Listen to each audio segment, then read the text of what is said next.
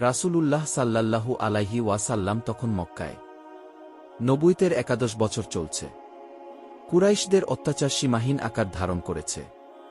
মুসলমানদের ওপর নির্যাতনের মাত্রা বেড়েই চলেছে। রাসূলুল্লাহ সাল্লাল্লাহু আলাইহি সাল্লাম ভাবলেন, মক্কার বাইরের কোনো জনগোষ্ঠীর কাছে ইসলামের দাওয়াত দেওয়া দরকার। তাই তিনি সিদ্ধান্ত নিলেন তাইফ নগরীতে যাবেন। তাইফ ছিল মক্কার বাইরে একটি প্রসিদ্ধ শহর। সেখানে বাস করত সাকিফ গোত্র, যারা ছিল ধনসম্পদে ও শক্তিতে সমৃদ্ধ।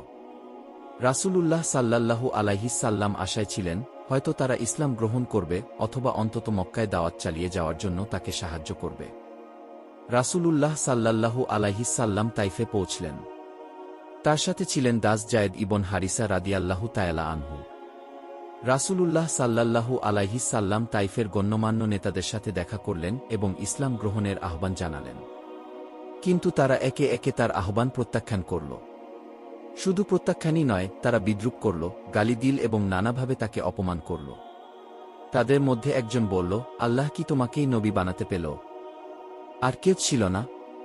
অন্যজন বলল, আমি তোমার কথা শুনতে চাই না। যদি তুমি সত্যিই নবী হও, তাহলে তোমার কথা না শুনেও আমি নিরাপদ।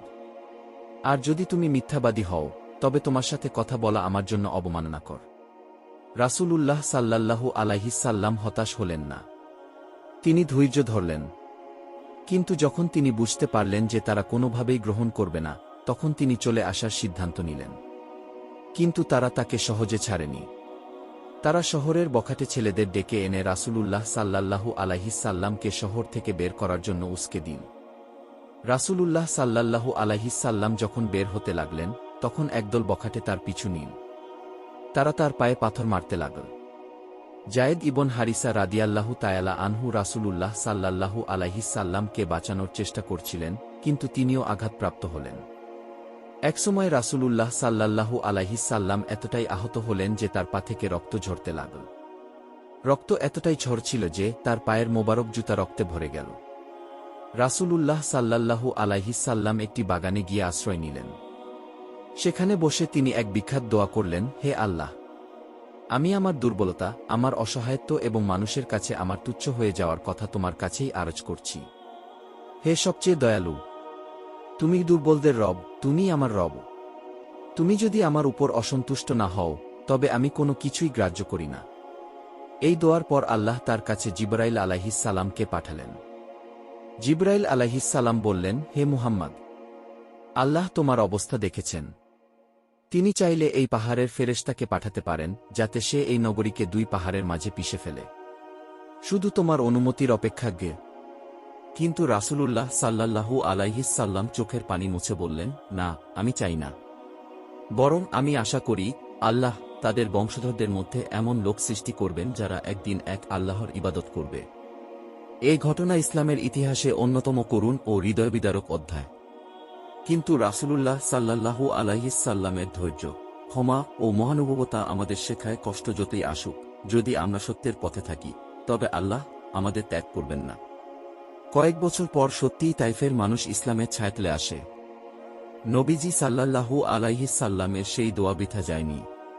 মদিনায় তখন চতুর্থ হিজরি। ইসলাম দিন দিন শক্তিশালী হচ্ছে। কিন্তু কুরাইশরা কিছুতেই এই অগ্রগতি মেনে নিতে পারছিল না।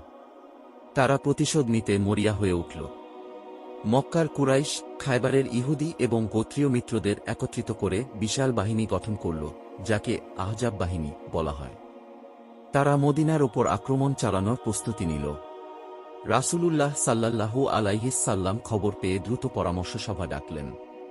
তখন সাহাবী সালমান ফার্সি রাদিয়াল্লাহু তাআলা আনহু পরামর্শ দিলেন, আমরা পারস্য যুদ্ধের সময় শত্রুর অগ্রযাত্রা ঠেকানোর জন্য শহরের চারপাশে গভীর পরিখা খনন করতাম।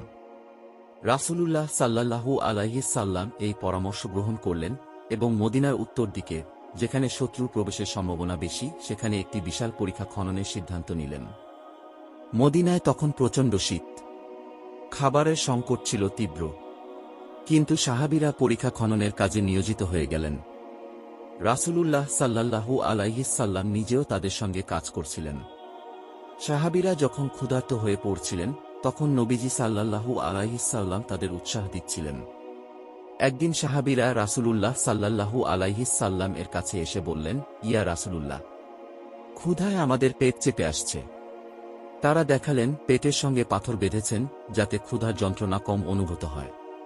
রাসূলুল্লাহ সাল্লাল্লাহু আলাইহি সাল্লাম তাদের দেখে নিজে তার জামা তুলে দেখালেন, তার নিজের পেটেও দুটি পাথর বাঁধা। সাহাবীরা বিস্মিত হলেন। নবীজির কষ্ট তাদের ধৈর্যকে আরও শক্ত করল। একদিন পরিখা খননের সময় একটি বিশাল শক্ত পাথরের টুকরো সামনে এলো, যা কেউ ভাঙতে পারছিল না। রাসূলুল্লাহ সাল্লাল্লাহু আলাইহি সাল্লাম এগিয়ে এলেন, হাতে শাবল নিলেন, বিসমিল্লাহ বলে আঘাত করলেন। প্রথম আঘাতে পাথর থেকে এক ঝলক আলো বের হল। নবীজি বললেন, আমি সিরিয়ায় ইসলামের বিজয় দেখতে পেলাম। দ্বিতীয় আঘাত আরেকটি আলো। তিনি বললেন, আমি পারস্যের রাজ্য ইসলামের ছায়াতলে আসতে দেখলাম। সাহাবীরা এই ভবিষ্যদ্বাণী শুনে উচ্ছ্বসিত হলেন, কিন্তু তাদের ক্ষুধা তখনও ছিল। শত্রুর বিশাল বাহিনী প্রায় 10,000 সৈন্য মদিনার বাইরে এসে হাজির হল। কিন্তু তারা পরীক্ষা দেখে হতবাক হয়ে গেল। এর আগে আরবের কোনো যুদ্ধে এভাবে প্রতিরক্ষা ব্যবস্থা নেওয়া হয়নি। কুরাইশরা দিনের পর দিন ঘেরাও করল, প্রচণ্ড ঠান্ডা বাতাস বইতে লাগল, খাবারের সংকট তীব্র হল। এমনকি মুনাফিকরা বলতে লাগল, মুহাম্মদ আমাদের মৃত্যুর দিকে ঠেলে দিচ্ছে। সাহাবীদের ঈমানের পরীক্ষা হচ্ছিল। কেউ কেউ ভাবছিলেন হয়তো তারা হেরে যাবেন। কিন্তু রাসূলুল্লাহ সাল্লাল্লাহু আলাইহি সাল্লাম ধৈর্য ধরলেন এবং সাহাবীদের বললেন, আল্লাহ আমাদের সাহায্য করবেন। অবশেষে এক ভয়ানক ঝড় উঠল। বাতাস এত শক্তিশালী হল যে শত্রুদের তাঁবু উড়ে গেল, তাদের আগুন নিভে গেল, তারা ভীত হয়ে পড়ল। আল্লাহর অদৃশ্য সাহায্য এসে গেল। কুরাইশ বাহিনী ভয়ে পালিয়ে গেল। খন্দকের যুদ্ধ ছিল মুসলমানদের জন্য চরম পরীক্ষা। ক্ষুধা, ঠান্ডা, শত্রুর ভয় সবকিছু মিলিয়ে কঠিন সময় ছিল। কিন্তু রাসূলুল্লাহ সাল্লাল্লাহু আলাইহি সাল্লাম ও সাহাবীদের ধৈর্য ও ঈমান তাদের বিজয়ের পথে নিয়ে গেল। এই ঘটনা আমাদের শেখায় ধৈর্য ও আল্লাহর ওপর বিশ্বাস থাকলে যেকোনো কঠিন পরিস্থিতি জয় করা সম্ভব।